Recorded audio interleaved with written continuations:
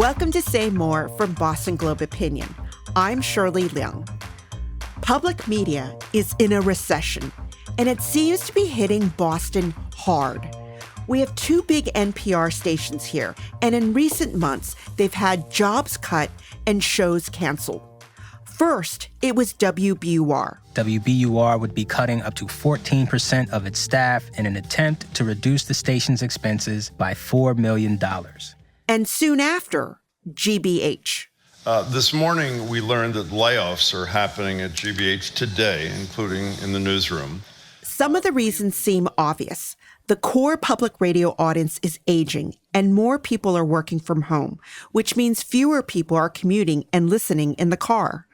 The network also has come under fire from the right for having a liberal bias. Is NPR having an existential crisis? Can it recover? I'm joined today by Boston Globe media reporter Aidan Ryan. Welcome, Aidan. Thanks for having me, Shirley. I'm also joined by David Folkenflik, who is the media correspondent for NPR. We used to work together many years ago at the Baltimore Sun. David, it's good to see you again. It's great to see you, Shirley. Aidan, when I look at your bylines from the last couple of months, it's headline after headline about the two big NPR stations here in Boston. And all the news is bad. Both stations, WBUR and GBH, have had to cut staff, even resorting to layoffs. So what's going on? I think what is going on here in Boston is a symptom of what's happening across media. Advertising revenue traditionally has supported all types of media organizations. That is just not there in the same way that it used to be. And I think what we've seen here in Boston with GBH and WBUR, it's a little bit delayed in terms of relative to other types of media outlets. I think public media, I think for a while, maybe there was a sign that they could actually, be sustained through, membership donations or underwriting, or which is the public media speak for advertising. But there was a lot of challenges with the pandemic that changed listenership. That also changed how advertisers are thinking about where they're placing ads. I think the post-pandemic economy has a big part of this as well. It's no coincidence that, both stations are suffering right now, given the challenges in media writ large. So, David, what are you seeing around the country in terms of public media stations? Yeah, I think Aidan's got this basically right. What happened with the internet and these huge digital giants of Google and Amazon and Microsoft and Meta Facebook and the like has really ravaged the foundation for what were these very seemingly indestructible pillars on which media was based, including the Boston Globe. And then the pandemic is sort of a total shock to the system, a little bit like the global financial crisis was in the beginning of the Obama years. What we saw, in addition to these structural problems, all these, the classified ads which were drained from newspapers, eyeballs were peeling off audiences in television, but also public radio as well as commercial radio and the like, because there's so many more places to be informed or diverted or entertained or distracted. Everything is in competition with everything right now. But there was this fascinating thing that happened, and upsetting, I might add. And NPR was in some ways at the front end of it itself, where in 2022, around Thanksgiving, our then CEO said he was really going to institute these fairly draconian job freeze. Travel cut was essentially cut to almost nothing except for the most essential. And then within a few months, he declared that there was an existential threat to NPR's finances. And we ended up, among other things, laying off about 10% of our staff, some buyouts as part of the mix. We were on the cutting edge of that. Then you saw the Washington Post in 2023 lay off about 13% of its staff. You saw the LA Times lay off about 23% of its staff. And you saw this sort of gallop through a lot of public media entities. You saw this in Los Angeles. It's still happening at LAist. You saw it at KCRW in Los Angeles. You saw WNYC in Chicago, WBEZ, major places. So it's not all being driven by avaricious owners who are hedge funds who own these hundreds of papers across the country. There's something happening. I think that there's really kind of been a media recession. It's the only way I can make sense of this. So I want to bring it back to Boston. we have these two stations, WBUR, GBH. And in full disclosure, I've been a paid contributor to GBH for the past decade. I'm on a regular segment of Boston Public Radio show. And I think what appears to be very different in Boston is that we do have two big NPR stations. And so, Aidan, how unusual is that? It's pretty unusual.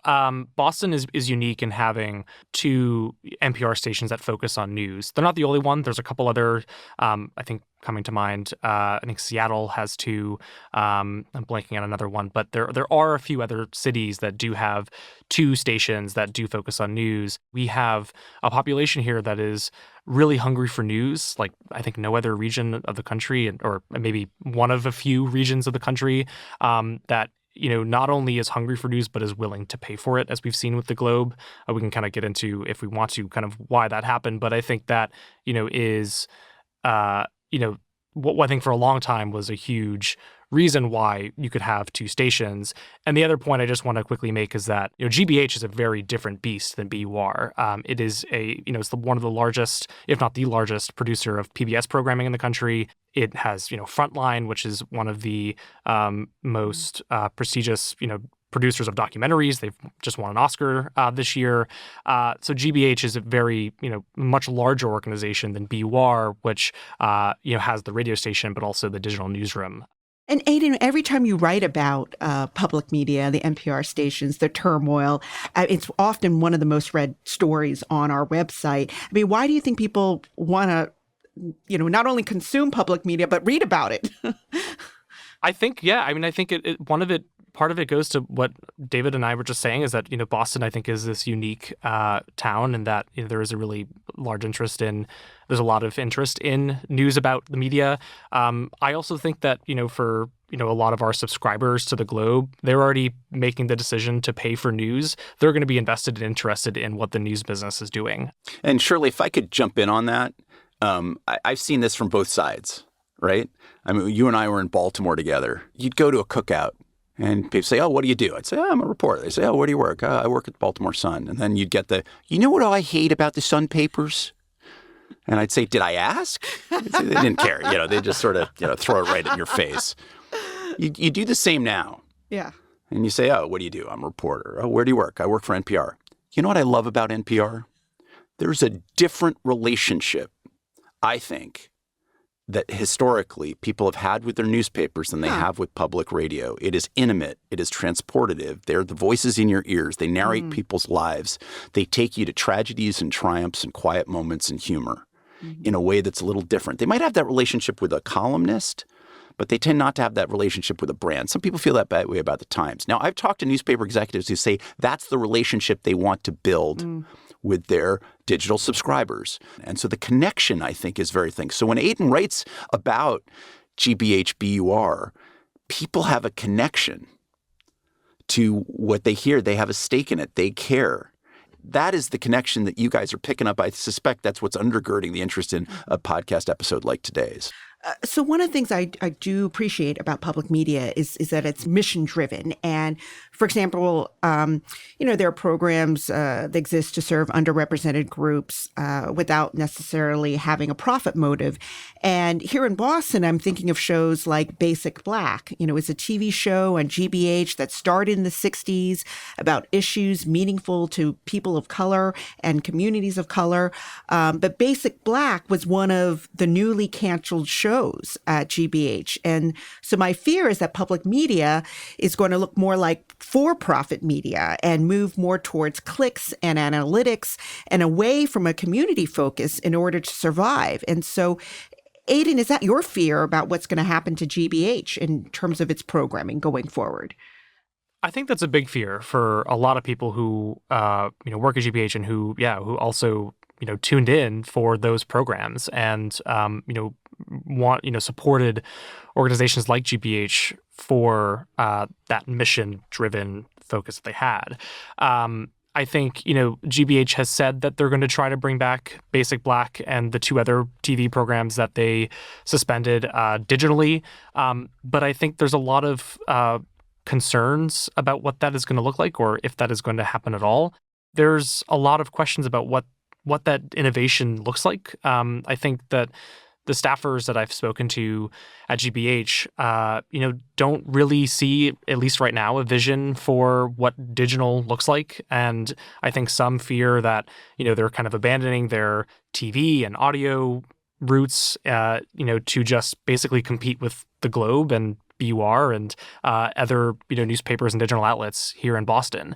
And so I think there's a big question going forward of how do you reach your audiences that for so long have been coming to you through TV, through radio. How do you reach them digitally? And, what are the programs that you're providing to actually win those audiences? Are you competing with, the Globe and other outlets? Are you serving some niche that other outlets in Boston don't have?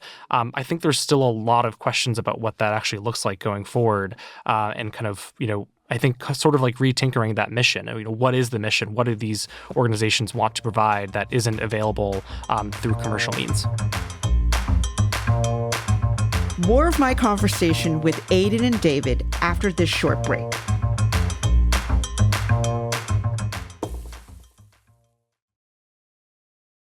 David, in recent years, basically since Trump, there have been accusations that NPR has a liberal bias. And one of your former colleagues wrote a pretty explosive essay online about this. He later resigned. What do you make of this critique? Well, let me say a couple things to preface this. First off, I cover NPR. I work for NPR. They pay my paychecks, but I don't speak officially for the network. So this is me speaking as the guy who covers NPR, who happens to, work there. The second thing is this critique didn't originate in the Trump years. It intensified in the Trump years.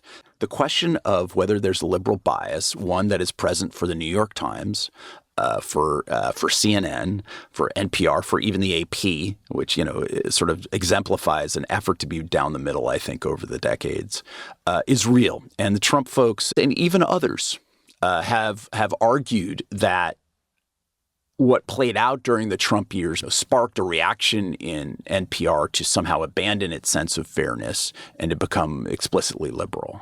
And the fact that Trump and his administration was so often the source of inaccurate and misleading information, and his campaign the source of actual lies, and in fact, sometimes Trump the source of actual lies, even in office as president, meant that it was hard to take him as a credible source. Well, I think that informed and at times infected how journalists, including those at NPR, reacted to certain kinds of stories. And I understand some of the criticism that we've received. So I do think if you look at the emergence of Trump and his incredibly anti-press rhetoric and assault on the facts often, if you look at the Me Too movement, which shook the faith that many Americans had in major institutions, including, given the number of scandals in the media and at NPR for that matter, in the press itself. If you look at the social justice movement that emanated and erupted after the killing of George Floyd, those things didn't leave newsrooms unaffected. The idea that when you go through all these kind of convulsions in American society that I think also affected deeply American newsrooms, that it wouldn't lead to tensions over what the right balance is between truth and fairness and objectivity and listening to all sides, that there might be some additional rethinking about where that needs to rest. I think there's sympathy for some of Berliner's points, even inside NPR, and yet real anger about the form in which he did it. Even as, to be fair to Uri, he raised some issues over the years internally and didn't have the kinds of influence that he seems to have had in the months since his critique. Why do I say that? Well, NPR has instituted new protocols from news leaders here. And I think if you were really to look over the breadth of our coverage in the last months since his critique came out, that you have seen a dampening of any sort of uniformity of story framing or of perspective. I think that there has been a bit of a pulling back on some of the things that led to his critique. Aidan, what is your take on NPR? Is it more liberal than the Globe or any other the mainstream media? You can't ignore what has happened outside of NPR too, and just how the media landscape has changed. And it is so much more fragmented now. There are so many more outlets. Almost any viewpoint or ideology you have, you can probably find, a podcast, a website, an influencer, or an independent journalist, whatever you want, you can find that outlet. That also coincides with I think what David touched on is that Trump was such a unique figure in that there was just unprecedented in so many ways and how to cover Trump and how to cover his administration, and it also reflects how far right the Republican Party has shifted, and that has all happened at the same time. While there have obviously been changes at NPR, and I think David talked a little bit about its evolution, especially over the past couple of years. But you can't ignore the context and kind of how politics has also changed, and particularly I think on the right, shifting so far right to where it was 8, 12 years ago. So, David, we have yet another huge political election year happening. And when you look ahead, do you think the mainstream media, are we approaching things differently than 2016 and 2020? Yes and no. There's this desperate desire for normalcy, I think, in the mainstream press, that we can that the stakes are real. And you've seen, like the Washington Post created a democracy desk, and we've got something somewhat similar. We wouldn't have seen that in the 90s at the Baltimore Sun, right? There are different ways. We're reporting on disinformation. We're reporting on like rhetoric is basically a beat now, like there's so much stuff that we're covering in different ways than we once did. But, I've seen coverage that talks about, well, since the attempted assassination, which is a shock to the political system and, essentially an assault on the body politic. Nonetheless, they're like, well, this is a changed Trump. Trump has been subdued essentially and measured since his debate with Biden, which was so disastrous for the president. And, this is a changed Trump. I think the one thing we've learned about Trump is never a changed Trump. His tactics may be different, but he's basically who he's been since he presented himself in 2015 for the first time to run for office, and really prior to that. But there's a desire to say, well, we're going to cover him as he is. But there's also a record of a first term in office. This is unprecedented that you have two presidents running against each other, right? It's like a movie. Mm-hmm. And people thought, well, that'll make it a snooze fest. Nobody wants these two geezers to run for office. And actually it makes it incredibly intense. Yes. And it's both the stakes are high, very disparate visions for America. I think the media is now on overload. The assassination attempt is a crisis. The fact that the president of the United States may not be up to running and may not be up to the job of a second term, according to the evidence in front of our own eyes. That is a crisis. There's a political crisis, but it's also a national crisis. You have two of these crises happening at the same time. There's a third one, which is that Trump's proposals for governing, at least the agenda that is put forth by the people who say they're acting in his name and who have surrounded him for years or been aligned with him and advising him for years, suggests a radical transformation of the federal government and the inculcation of loyalty as a primary value in government, even among what are supposed to be professional classes apart from partisanship. And that has enormous ramifications for how we live our lives and the freedoms and liberties we take for granted here. And so they're like these three concomitant, incredibly high-pitch level stories that have to be looked at the same time. And I think we're more likely to be, what shall I say, like the beam of light from a lighthouse, sort of fanning in one direction and rotating from place to place, rather than providing, depth perception as well as peripheral vision. Like, I don't know that the press is really capable of doing all of this at once. And, the best hope is that they're capable of doing it consecutively rather than concurrently. Mm-hmm. So we've talked a lot about the downturn in public media, whether it's cyclical or structural. But Aidan, is there something else going on here? Is public media dying? I think public media is changing like everything else. And I think that there is a lot of uncertainty and there's no silver bullet for what the future of public media looks like. I think, and this goes back to when we were talking about the mission of public media, of different outlets, of those mission-driven programs that you mentioned, like Basic Black on GBH. I think going forward, there has to be a lot of soul-searching for what legacy institutions, public media, but all legacy institutions, what they are providing and what audience they're serving. I think we are seeing that, especially here in Boston, there's a big question of whether the market can continue to sustain two public radio stations that focus on news. There's also a question of whether the Boston market can support 5 local TV news stations. And so it's not just public media. And so I think going forward, thinking about what is our mission? What are we providing our audience? Who is our audience? And how can we differentiate ourselves but also still provide a service? Those are the big questions. I don't think that it's dead. It's certainly, there's still an audience there. There are still people who want to tune in and get their information from these sources. But I think there has to be a lot of thinking going forward about how do we change, how do we adapt to this environment we're in. So David, what does the future of public media look like? I don't think public media is dying. I wouldn't be here if I did. It is changing. So we are doing radio shows. Yes, we are doing podcasts. Yes, we are doing a lot of original reporting. My most in-depth reporting is usually online.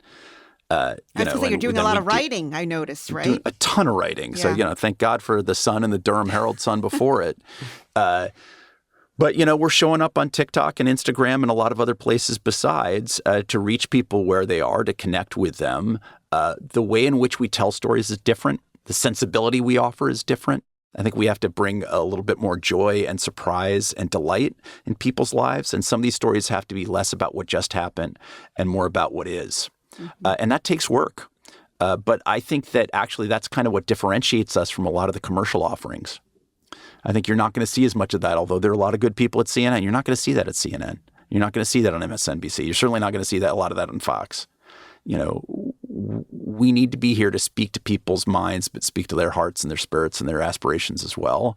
Right now, NPR is doing fine. We've got a greater degree of philanthropic support to get us back on our feet after the layoffs last year. But at the moment, we've got money to spend, not burn, but spend. But we got to be smart about it. And the one thing I would say is nothing is inevitable. There's zero that is inevitable or foreordained. It's really about a series of choices and some forces beyond our control. And so we might as well go into it and say, let's have some fun in the process. I think you'll figure it out. You'll figure it out. I have faith. So anyways, Aidan Ryan is a media reporter here at the Boston Globe. David Folkenflik is a media correspondent for NPR. Thank you, both of you, for being here on Say More. Pleasure. Thank you. Thanks, Shirley. Say More is a production of the Boston Globe. Today's episode was produced by Anna Kusmer with help from Mara Melitz. Our editor is Jim Dow. Our engineer is Uzair Ahmed. Our music is from APM Music. If you like the show, please follow us and leave us a review on Apple, Spotify, or wherever you get your podcasts. You can email us at saymore@globe.com. I'm Shirley Leung. Thanks for listening.